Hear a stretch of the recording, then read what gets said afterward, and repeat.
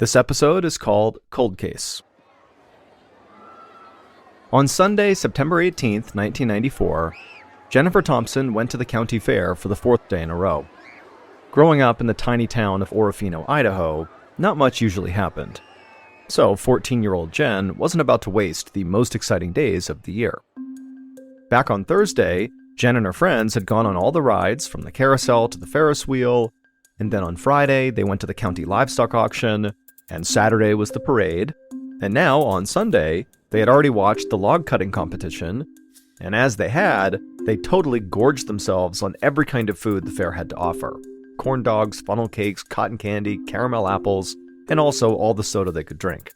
Now, it was time to go home, and Jen was feeling completely full, like she had just eaten an entire Thanksgiving dinner. Still though, she and her friends each bought one more corn dog for the road, before taking one last walk around the fairgrounds and saying their goodbyes. When Jen got home, her dad Dennis was on the phone and her mom Sherry was busy making dinner. So Jen just went upstairs to her bedroom. She had a bunch of homework she needed to finish before school on Monday. Jen liked school sports a lot more than school work, but she was in 8th grade now, and she didn't want to fall behind. So she grabbed her math assignments out of her backpack and worked on equations until her mom called her for dinner. Jen made her way downstairs and sat down at the dining room table. Her mom had made one of Jen's favorite meals, chicken and rice casserole. But after all that junk food at the county fair, Jen really didn't have an appetite. So she mostly picked at her plate and told her parents all about her day at the fair, and about how sad she was that it was now over. After dinner, Jen's mom asked Jen if she wanted any dessert, and despite her very full belly, Jen said yes. And so before long, Jen was crushing a big bowl of vanilla ice cream, and then afterwards, she helped her parents clean up before she went back upstairs to her bedroom. Once there, she finished her homework, and then just went to bed early. She wanted to be well rested for school the next day. When Jen's alarm went off in the morning, she dragged herself out of bed and shuffled into the bathroom. But when she turned on the light, a sudden sharp pain shot through her stomach. She doubled over and grabbed the bathroom counter to keep from falling down. For a second, Jen felt like she was about to throw up, but she breathed through the pain, and slowly, the cramp sort of went away. Jen released her grip on the counter and straightened up again. She stood for a moment, afraid the pain might come back, but everything seemed okay. Jen told herself that most likely she had just eaten too much at the fair and she was still feeling it today, and so she just went back to getting ready for school. After brushing her teeth, Jen got dressed and slid the math homework from last night into her backpack. Then she zipped up the bag, slung it over one shoulder, and started going downstairs. But about halfway down the steps, another sharp shooting pain cut through Jen's abdomen, and this did not feel like any sort of normal bellyache she had ever had. It felt more like something was trying to tear its way out of her stomach. Jen dropped her backpack and kind of hunched forward, clutching at her stomach. The next thing Jen knew, her mom was at the foot of the stairs, looking up at her with a mixture of confusion and concern on her face. Jen barely had time to tell her mom that she was in pain and feeling sick, before suddenly a big wave of nausea hit her, and she had to run back upstairs to the bathroom, where she vomited and also had diarrhea. A few moments later, Jen's mom, who had gone upstairs as well, knocked softly on the bathroom door and asked Jen if she was okay. Jen called out no and said she felt absolutely horrible. She said something was definitely wrong with her stomach. Through the door, Jen's mother suggested that Jen stay home from school that day. Jen was relieved, but was too nauseous to reply. When Jen's father, Dennis, got home from working at a local car dealership that evening, he went straight upstairs to check on his daughter. Sherry had told him that Jen was having a lot of stomach pain, and both parents agreed that the 4 days of crushing sugar and fried foods at the county fair was very likely responsible for this pain. But when Dennis walked into Jen's bedroom, he was shocked by how miserable she looked. Her face was red and her hair was damp with sweat. Jen told him she'd been throwing up and having diarrhea all day. Her stomach ached when she was lying down, but it hurt even worse when she was standing up. And some of the cramps were so intense, Jen said they made her cry. Dennis brushed a strand of hair out of his daughter's face, then said he was going to get her a glass of water. When he went downstairs, Sherry was waiting in the kitchen, and she would tell him that the only thing Jen had been able to stomach all day was just a few bites of ice cream, and she had been running a low-grade fever for hours. Both parents were very concerned now, but they weren't quite sure what to do. They knew their daughter absolutely hated going to the doctor, and so they agreed that, maybe now was not quite the time to take her yet. For now, Dennis and Sherry decided they would just continue giving their daughter water and Tylenol and check on her throughout the evening. Eventually, despite all her discomfort, Jen would fall asleep, and after she did, Dennis went to bed hopeful that his daughter would feel better soon. 2 days later, on Wednesday morning, Dennis got out of bed and walked upstairs to his daughter's room. But when he went inside, Jen barely stirred. She'd hardly eaten anything for 2 days, but still her stomach cramps had only gotten more painful and more frequent, and she was still running a fever, she was still vomiting, and she was still having diarrhea. Dennis knelt next to his daughter's bed and shook her shoulder until she slowly blinked awake. Then he told his daughter he had bad news. She clearly was not improving, so he and her mother had decided it was time now to go to the doctor. Jen groaned, but she didn't put up a fight, and to Dennis, this was actually a bad sign. His daughter was clearly so sick that she wasn't even trying to avoid the doctor. Dennis helped Jen get out of her bed and let her hold onto his arm for stability as they made their way down the stairs and out to the car. Then Dennis backed out of the driveway and headed to their usual family medicine clinic.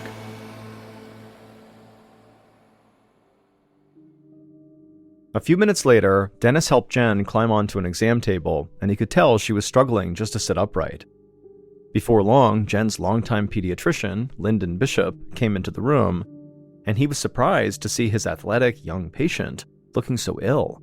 He listened closely as Dennis explained his daughter's symptoms, and all the while, Jen just silently sat there, clutching her stomach and leaning forward.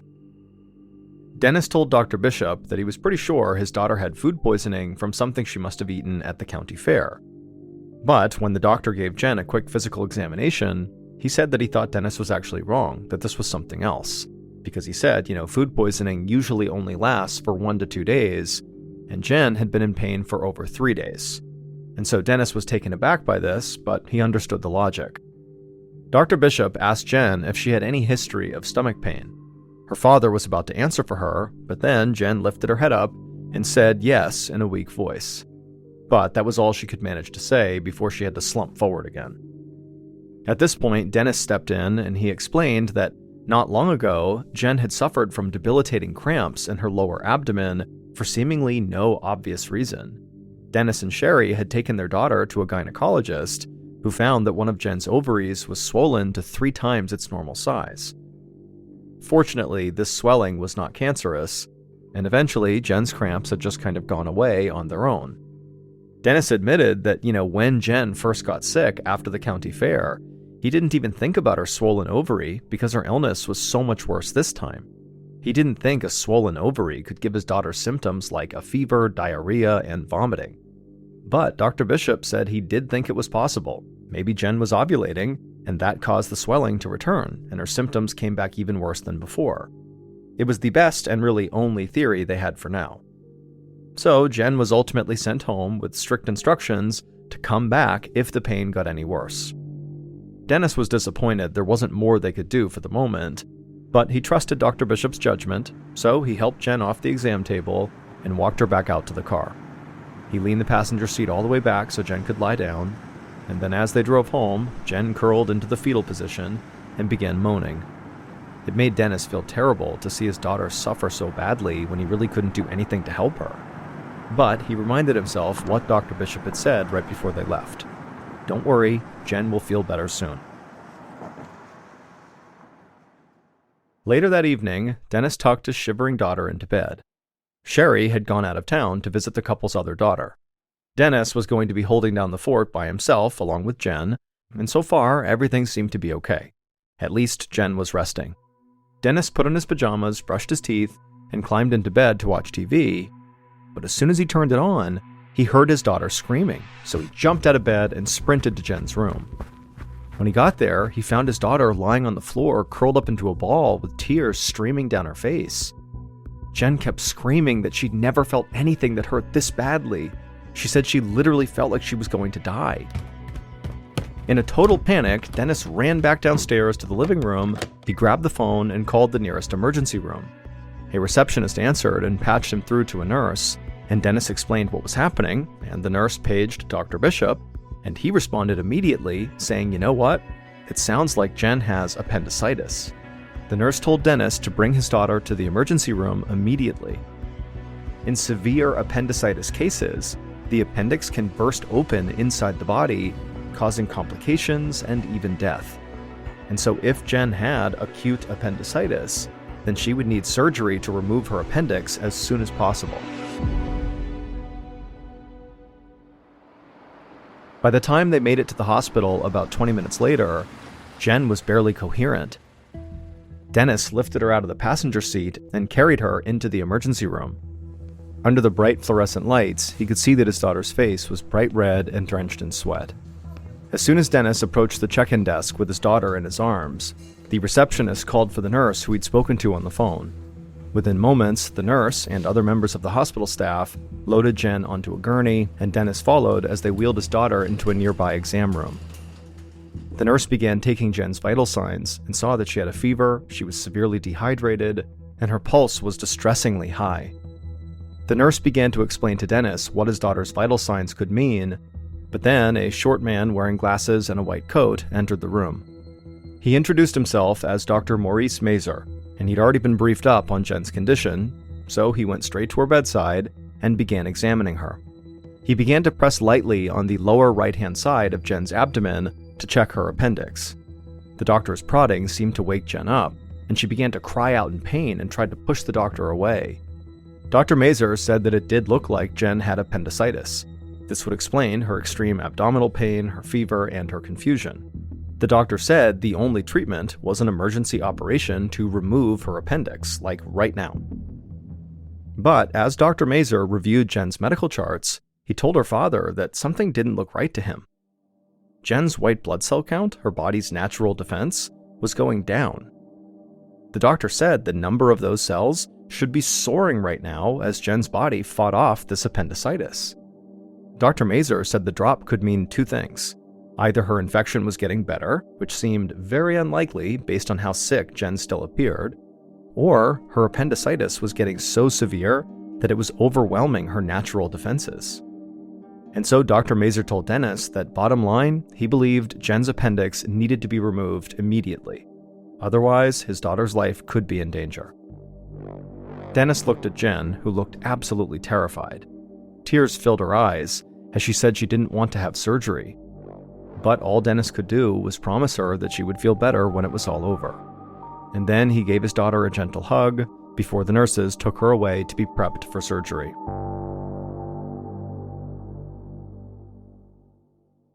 Jen's mother, Sherry, returned from visiting her other daughter just in time to find Dennis sitting in the hospital waiting room.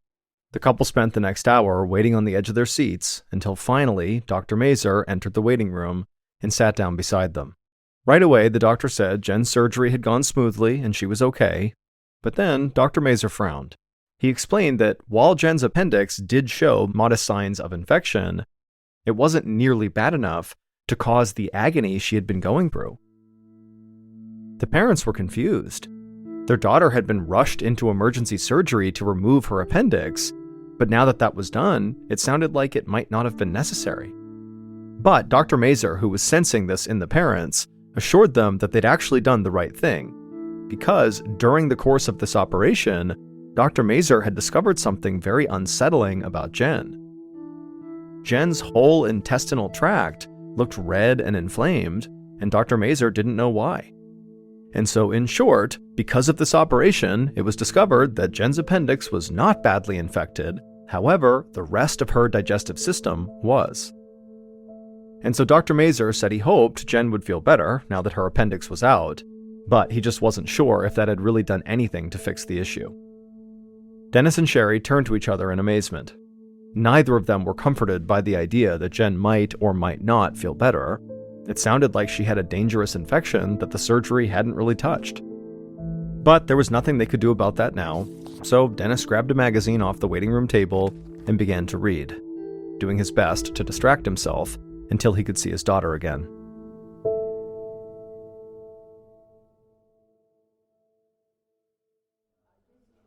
1,200 miles away at that very moment, A different and yet eerily similar story was playing out in rural Minnesota. A young nurse named Callie Vins was working in a small local medical clinic, and it was totally packed. Normally, it was not her job to check patients in, but there were so many people crammed into the small waiting room that the receptionist needed Callie's help. Callie pushed her short dark hair out of her face, feeling totally overwhelmed. She was an experienced and highly capable nurse, but the past few days had really pushed her to her limit. Dozens of teenagers had come into the clinic with fevers, diarrhea, vomiting, and extreme stomach pains. One of the doctors who worked at this clinic thought the teenagers had the flu, but to Callie, that didn't make any sense. For starters, if this was the flu, then why were only teenagers getting sick? Why not their parents or younger siblings? And why didn't they have runny noses, coughs, or any of the other respiratory symptoms typically associated with the flu? Callie heard the bell above the front door ring as yet another nauseous teenager and their parents stepped inside. Looking around at the waiting room full of sick kids, Callie knew she needed to do something. Whatever was going on here, she did not believe their small clinic was equipped to handle it. Callie turned and told the receptionist that she'd be right back.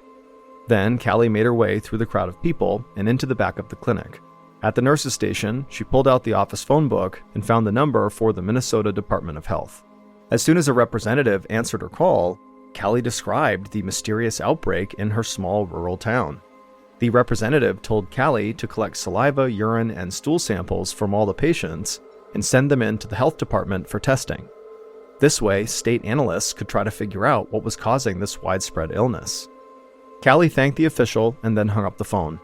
As one of the clinic's doctors rushed past her on the way to visit yet another patient, Callie pulled them aside and explained what they needed to do. A couple days later, 14-year-old Jen Thompson was back at home in Orofino, Idaho, lying on the living room couch and watching TV. She'd been released from the hospital, but so far, recovering from her appendectomy had been very difficult. The incision on her lower abdomen was always itchy, her stomach ached constantly, and she could barely keep food down. Plus, on top of that, she'd never been so bored in her life. It had only been a little over a week since she got sick, but she already just felt so isolated. She missed going to softball practice and spending time with her friends. She even missed school, which was something she never thought she'd say. Jen picked up the TV remote and began flipping through the channels trying to find something she wanted to watch.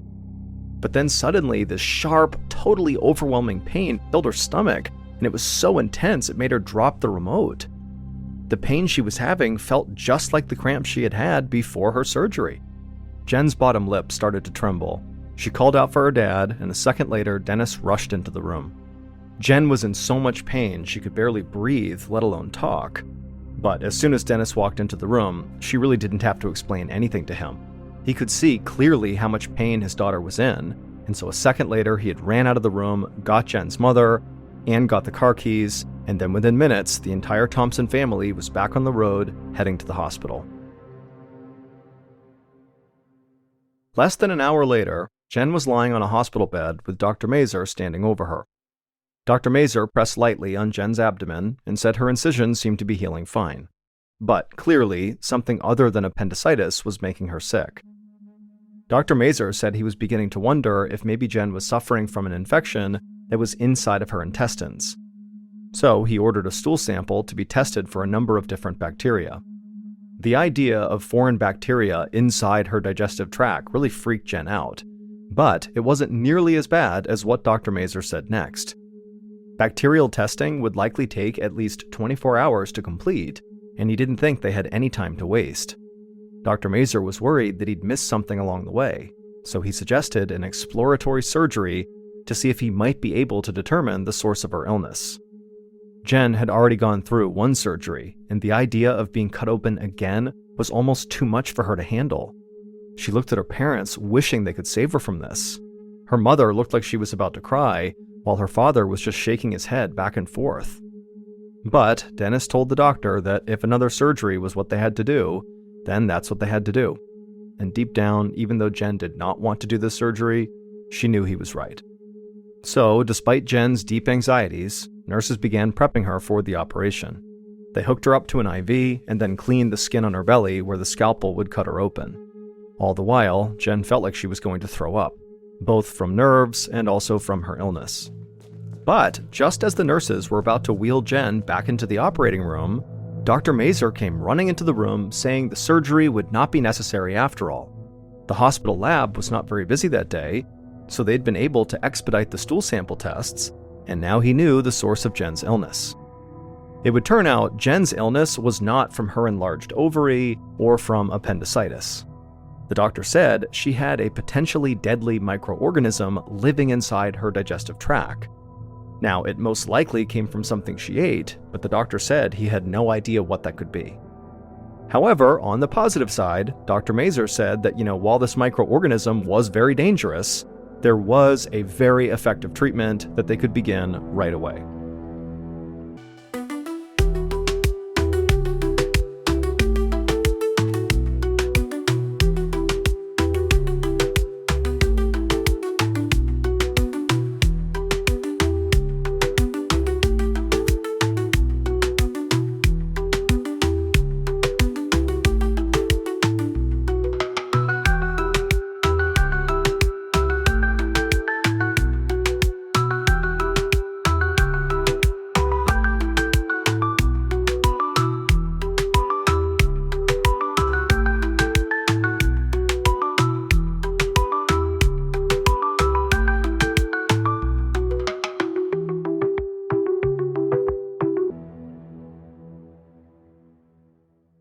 As Jen's treatment began, 3 states away, a man named Larry Edmondson was standing in his office at the Minnesota Department of Health, staring at a large map that he'd taped up on his wall.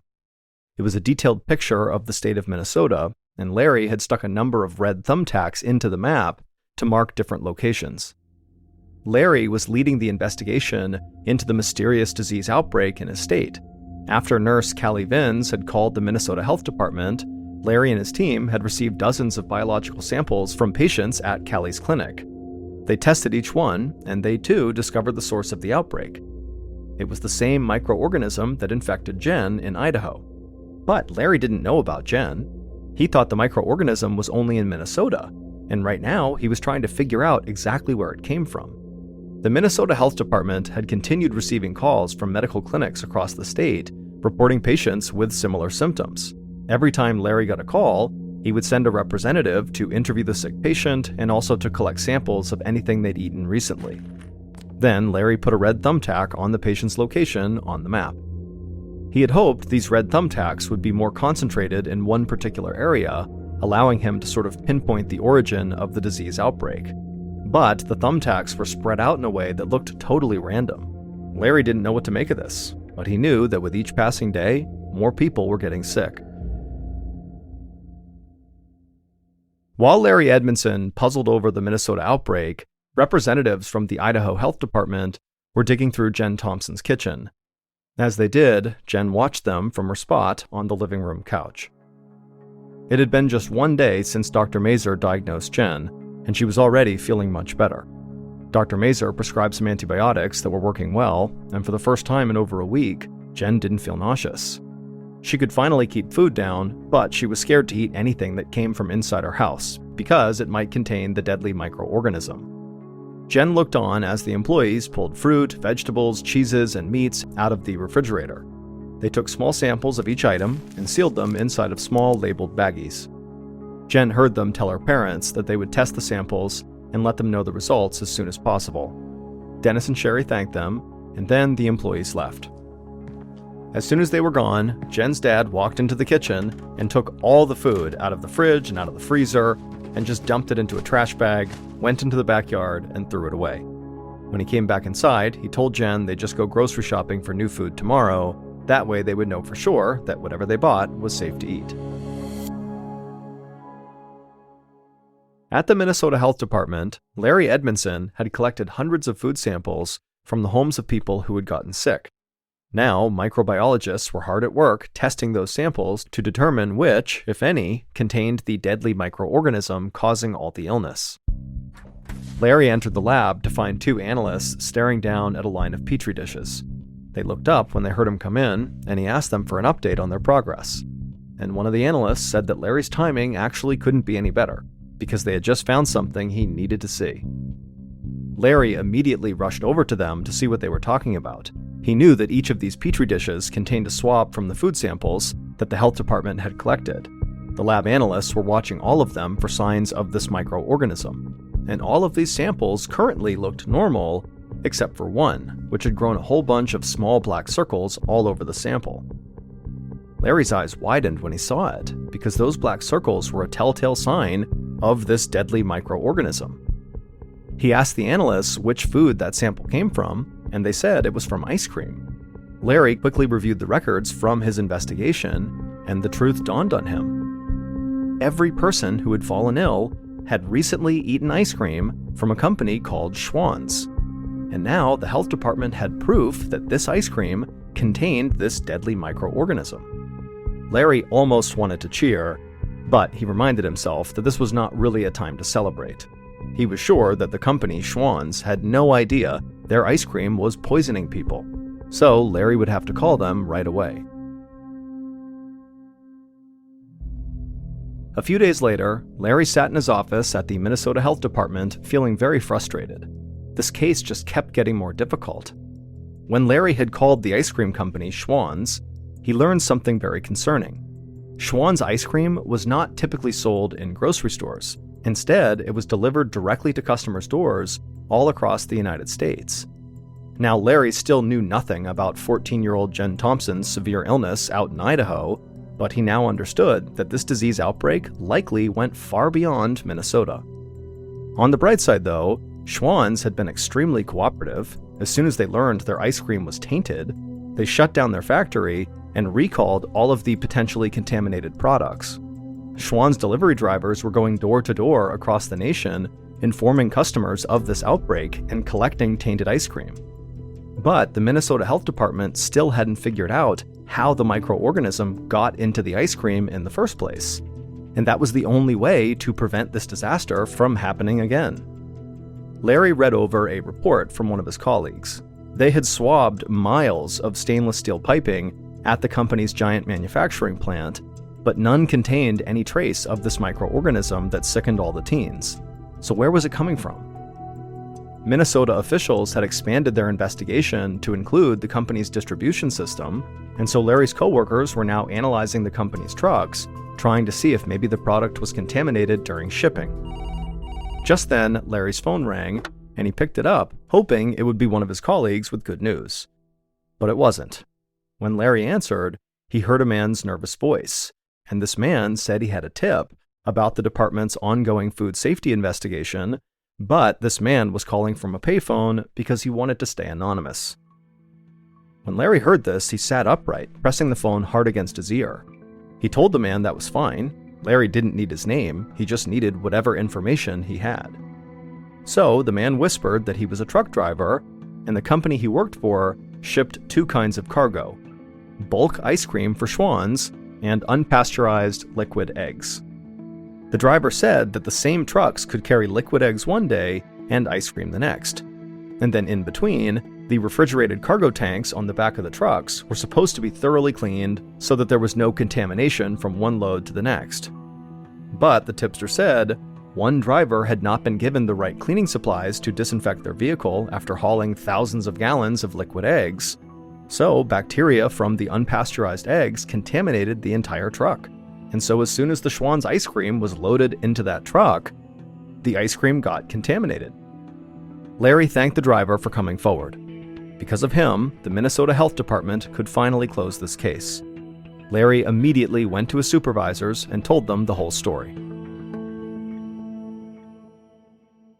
When that cargo truck wasn't cleaned properly, it turned into a giant incubator for a type of deadly bacteria found in unpasteurized eggs called salmonella. The salmonella bacteria then mixed with a giant shipment of Schwann's vanilla ice cream. And so after 14-year-old Jen Thompson got home from the county fair on Sunday, February 18th, 1994, she did her math homework, she ate her dinner, then right before bed, she ate a bowl of the contaminated Schwann's vanilla ice cream. And so, of course, she and her parents had no idea that her dessert was full of salmonella bacteria. And so as a result, Jen just kept eating more and more of this contaminated ice cream each time she felt sick, because it was really the only food she could actually stomach. And so as this bacteria continued to multiply inside of her body, she got sicker and sicker. Jen and her family had no idea the ice cream was behind her illness until sometime in mid-October, when a Schwann's delivery driver came to their door and asked to take the contaminated ice cream back. The Schwann's salmonella contamination was one of the biggest mass poisonings in American history. In total, there were 593 confirmed cases of salmonella poisoning across 41 states and as many as 5,000 suspected cases nationwide. However, some experts estimate that there may have been nearly 225,000 people who got sick from this tainted ice cream. They just didn't report it. The ice cream company, Schwann's, paid out thousands of settlements to victims and changed their shipping procedure to make sure this contamination could never happen again. As for why the illness predominantly struck teenagers, it was likely due to two factors. One, young people tend to eat more ice cream, and two, young people tend to be more shy or embarrassed to talk about gastrointestinal issues than their more senior counterparts. And so as a result, maybe they began having symptoms and could have gone to the doctor and dealt with them, but in fear of being embarrassed, they didn't go to the doctor and let this condition get worse and worse and worse, and then finally it turned into a full-blown emergency room visit. But very few of the people who got salmonella poisoning had symptoms as severe as 14-year-old Jen Thompson.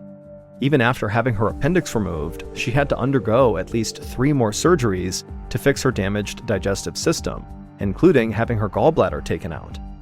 The salmonella also caused her to develop a rare type of arthritis. To this day, Jen still lives with chronic pain, all because of a few bowls of ice cream she ate back in 1994. Which is a small, snowy town in British Columbia, Canada, used to be a place no one had heard of. Then Isaiah Otieno changed that. In 2006, an 18-year-old smiling young man named Isaiah Otieno stepped off of a plane in Cranbrook and began making his way toward the baggage claim. As he walked, everyone in the airport stopped and stared up at him. Isaiah was 6'9" tall, and he was from Kenya, making him easily one of the most unique people in all of Cranbrook. Isaiah, who was the son of a Kenyan politician, had worked really hard to earn his slot at the local university, called the College of the Rockies. His plan was to use that degree to get a great job so he could help support his family back in Nairobi. Not long after the first semester of Isaiah's freshman year had started, he was not only flourishing academically, but also socially. His big smile and his charm and his incredibly good manners had earned him many friends, as well as the nickname the Gentle Giant. But the person Isaiah most closely bonded with while he was in Cranbrook was another student named Isaac Hockley. Isaac, in addition to being a student at the College of the Rockies, was also a passionate photographer and actually worked part-time for the local newspaper as a freelance photographer. Isaac and Isaiah had briefly met in late 2006 at their campus's billiard halls when they were both playing pool, but that interaction had not made them friends. What had cemented their friendship and made them very, very close was one night in early 2007, Isaiah had gotten a job as a bouncer at a local bar because he's 6'9", and so he was the bouncer, and Isaac had come to that bar, not to see Isaiah, just to go to the bar, and so Isaiah's at the front, he's checking people in, and then he hears this commotion in the bar behind him, and he turns and he sees Isaac is getting attacked by this huge guy that's way stronger than him, who looked like he was the aggressor in the fight. And so without any hesitation, Isaiah turns and just starts galloping into the bar. He's leaping over chairs, he's leaping over tables, and he jumps into the fray, and he fought off Isaac's attacker. And so after the dust settled, Isaac was so thankful for Isaiah, even though Isaiah kind of downplayed it and acted like it was no big deal. But either way, the experience totally bonded these two very different people, and after that, they became totally inseparable. Over the next couple of semesters, the pair would often go off on long rides outside of Cranbrook into the mountains and the forests, and they would just chat. Isaiah would talk about what it was like to live in Kenya and how he was really here to try to be successful like his father, and Isaac would talk to Isaiah about his passion for photography and what it was like growing up in Canada around Cranbrook. On one very memorable drive, the pair were driving at night along this kind of winding road that went through a forest when all of a sudden a moose leapt onto the road and blocked their way. And so Isaac at the last second had to swerve to avoid the moose. But ultimately, they did not get into an accident, and it was just a close call. So Isaac was totally fine. He had kind of recovered within seconds of getting past the moose. But Isaiah, who was in the passenger seat, was totally shaken up by it. And when Isaac started talking to Isaiah about why he was so shaken up, because after all, they are fine, they did not get into an accident, Isaiah would admit that he wasn't shaken up because they almost got into an accident.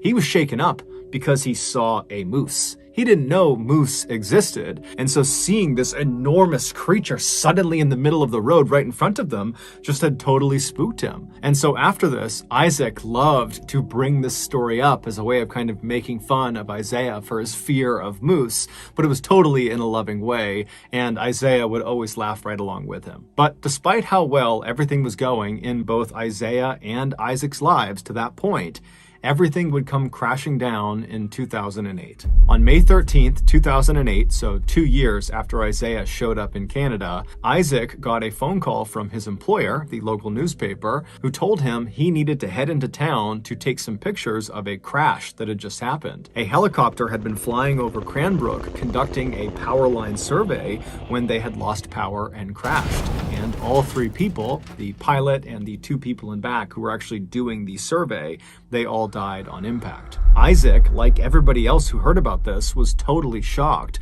One, because it was totally tragic and horrible, but two, because nothing ever happened in Cranbrook. So to have something so big like this happen right downtown was just unheard of. And so Isaac hopped in his car and he began making his way towards the crash site. And it didn't take long before he saw this massive ring of people right at the intersection between 10th and 14th Street. They were all on the sidewalk and up on buildings, and everyone's just looking in towards this massive mound of jagged metal that was on fire, and all this black smoke was coming off of it, and there's ambulances nearby and police, and the fire department was there, and they're trying to put out the flames, but they can't do it. And so Isaac parks his car and he rushes over to this ring of people, and he works his way towards the front. He pulls out his camera and he began taking pictures, first of the wreckage and the fire, and then also of the police as they put tarps over the bodies. Little did Isaac know, these pictures he was taking were about to take on a whole new significance for him. Earlier that day, just before 1 p.m., Isaiah wrapped up his final class of the day, and after he was done, he remembered he had some letters in his backpack that he had been meaning to mail to his family back in Kenya. And so he decided on his way home, he would make a detour to the post office and he would mail those letters. And so he left the building where this final class was, and he stepped out into the bright sunshine of that May day. He put his headphones on and then he began to walk. At about 1:05 p.m., he arrived at the post office and he went inside just long enough to put his letters in the mail slot, and then he headed back outside. 1 minute later, at 1:06 p.m., as he was crossing 10th Street, the helicopter above lost power and crashed directly on top of Isaiah.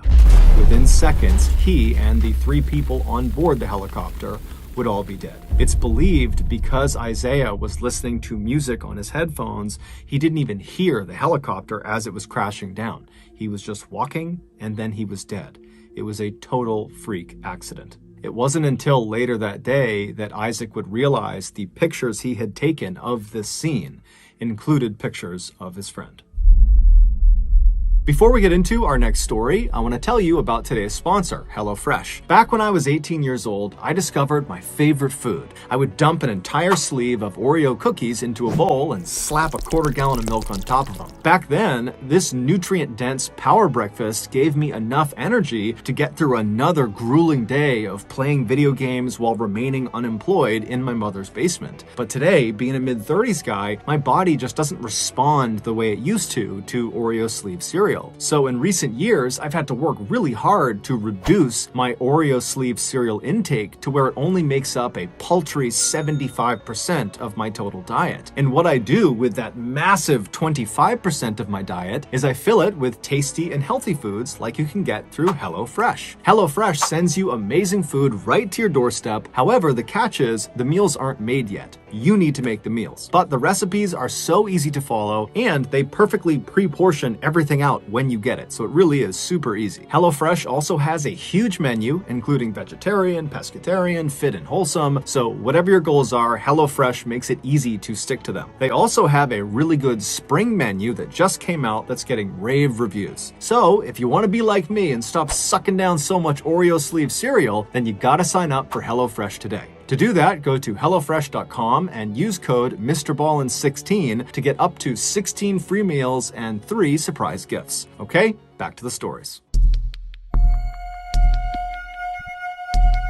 On a warm summer night in 1998, a 7-year-old boy named Tyler Florian fell asleep watching TV on his living room couch. Tyler lived with his parents as well as his older brother, Will, who was 10 years old, in a modest 2-story home in a rural neighborhood in West Virginia. That night, Tyler's father, who normally tucked the boys in at night, was out for work. And so after Tyler fell asleep, it was his mother who gently woke him up and encouraged him to head upstairs to his room. And so Tyler, he gets off the couch and he's groggy and he makes his way over to the stairs.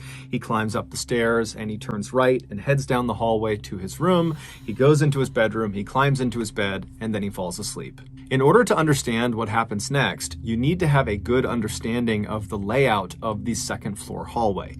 That hallway stretched from the front of the house all the way to the back of the house. And at either end of this hallway were doors that led outside of the house, and these doors had big windows on them. The front of the house, that door, if you walked out it, you'd be walking out onto a balcony that overlooked the front yard of the property. But if you walked out the back door of this second floor hallway, you would not be walking onto a balcony. You would not even be on the second floor. You'd be basically stepping into the backyard of the house. And the reason for this is because the house was built into a hill.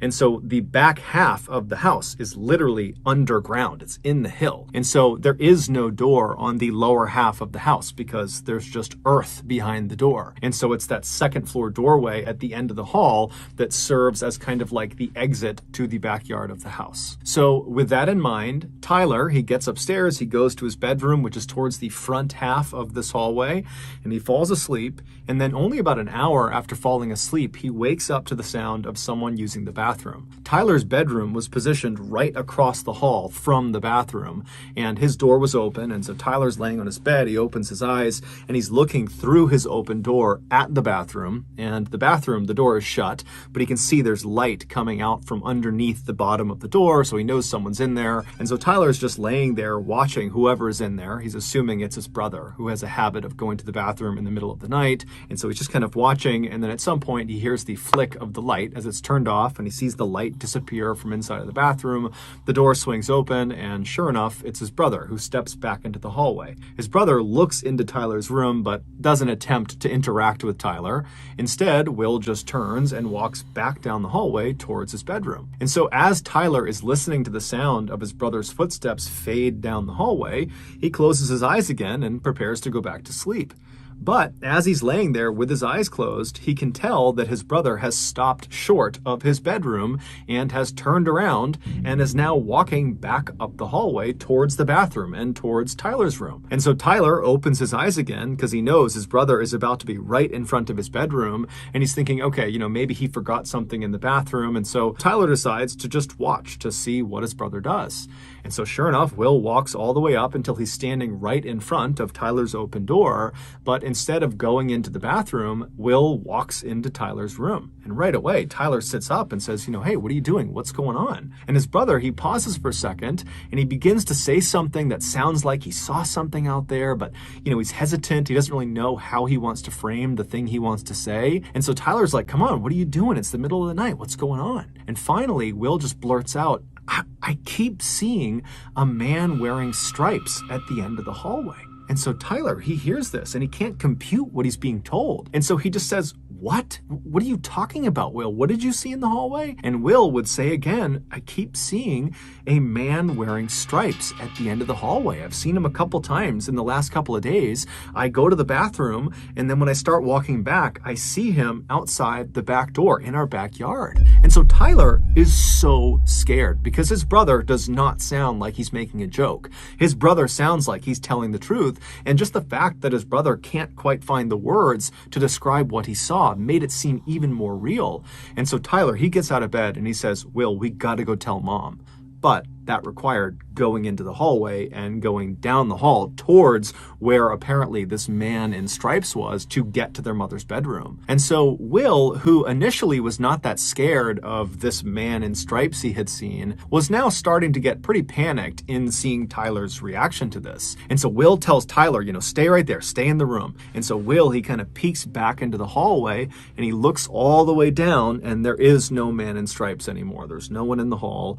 And so he tells Tyler, the coast is clear, and the two of them run down the hallway all the way right in front of that door that leads into the back of the property where the man in stripes was, and they turn left and they go into their parents' bedroom where just their mother was because their father was out of town. And so they charge in there, they wake their mom up, and they're talking over each other, trying to communicate to their mom that there was a ghost, that there was an intruder, that there was something bad happening around their house. And so finally their mom just tells them to be quiet, and she says, okay, boys, sit on the bed, I'm gonna go have a look around the house. And so the two boys do as they're told. They sit on the bed and their mom leaves the bedroom. She goes into the hallway and she looks immediately to her left where the man in stripes supposedly was, and she doesn't see anything. She just looks out into their backyard. There's nothing there. She looks down the other direction out the front of the house, doesn't see anything. She walks all around the house. She goes outside. She looks everywhere, but she doesn't see anyone or anything. And so eventually she comes back inside the house. She goes up to the second floor. She goes back to her bedroom and she tells her boys, look, you probably just spooked yourselves. There is no man in stripes. You're totally safe. You're totally fine. Just go back to bed. You probably just imagined whatever you saw. And so Will, who was the one who saw the man in stripes, was very quick to accept his mother's answer. It actually seemed like it was a relief to have somebody tell him that what you had seen wasn't real. And so he very happily went back to his bed and he fell asleep. But Tyler, who had not seen the man in stripes, but had a very intense reaction to hearing his brother describe it, could not accept his mother's answer. It just totally freaked him out because his brother was always joking around about stuff, but this did not feel like a joke. This felt very, very real. But over the course of the next couple of days, weeks, months, years, Will never claimed to see the man in stripes again, and so pretty quickly, Tyler forgot about it. Fast forward 11 years to 2009, so Tyler is now 18 years old, and he and his mom were out in the car running some errands. And as they're driving around, they were just chatting about all sorts of different things, and at some point they began talking about one of their beloved family pets, a dog named Max that they had when Tyler was really young. And so as they're kind of swapping stories about all the goofy things that this dog did, Tyler's mom suddenly says, hey, Tyler, do you remember the time that I opened the front door to let the cops into the house and Max came bounding into the house and he went right into the kitchen and he ripped open all the food? And Tyler's looking at his mom like, wait, when did the cops come to our house? When did you open the door to let the cops come into our house? And as soon as Tyler said this to his mom looked at him as if she had just given away something she hadn't meant to. And then she kind of relaxed and said, you know what? I never got around to telling you. Now that I'm thinking about it, you and your brother were asleep and you didn't even know this happened. And then afterward, me and your father decided not to tell you guys because we didn't want to scare you. Back when you were about 7 years old and Will was about 10 years old, your dad was away at work and we were all asleep one night when suddenly I wake up to the sound of someone or something moving around outside of our house. And so I sit up in bed and I go into the hallway and I look left and I look out that door into our backyard and I see standing up against the glass this man with his hands pressed to the window looking into the house. And so Tyler's mom would tell him how she totally freaked out and she flipped on the lights and it scared this guy who ran off, and then she called the police and then the police showed up, and that's when their dog Max came bounding inside and shredded the bag of food. And the police, they searched the property, but apparently they never found this guy. Tyler's mom would go on to tell him that the police warned her that her description of this man that was standing at their back door matched the description of a man who was wanted for murder who was on the loose in the area. Tyler was dumbfounded. He didn't remember this because obviously he had been asleep because this is something he would have remembered. And so he had so many questions about this whole situation. But the first question he asked his mom was, well, what did he look like? And his mom said, well, he was tall, he had dark hair, he had blue jeans on, and oh, you know what? He had a striped shirt on.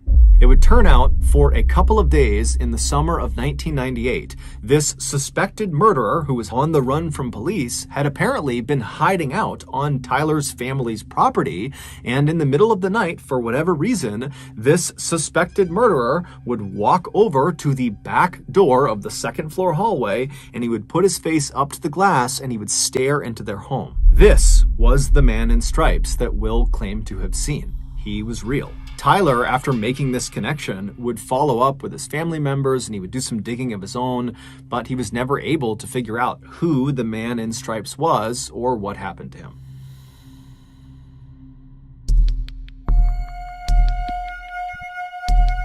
In 2012, a 22-year-old woman named Simone was living in a small winemaking village called Rüdesheim am Rhein, which is located in southwestern Germany. This village is strikingly beautiful. It's full of quaint European homes, and there's lots of rolling green hills with vineyards as far as the eye can see, and the village sits right on the banks of the Rhine River. Simone had grown up in this picturesque village, and she had loved it, but this was going to be her last summer before she left and headed off to New York City to start the next chapter of her life. And while she was excited about that, she was also kind of sad because this village and everybody inside of it were the only things she had ever known. And so the idea of leaving them behind just seemed very strange to her. But instead of focusing on the kind of growing anxiety around her imminent departure from Germany, she focused on what she would be doing that summer while she was still in Germany. Some of Simone's fondest memories of her childhood were of her time spent at summer camp. And this summer camp was located in this forest that was not far from her village. And every summer in July, Simone, along with about 200 other kids from her village and from neighboring villages,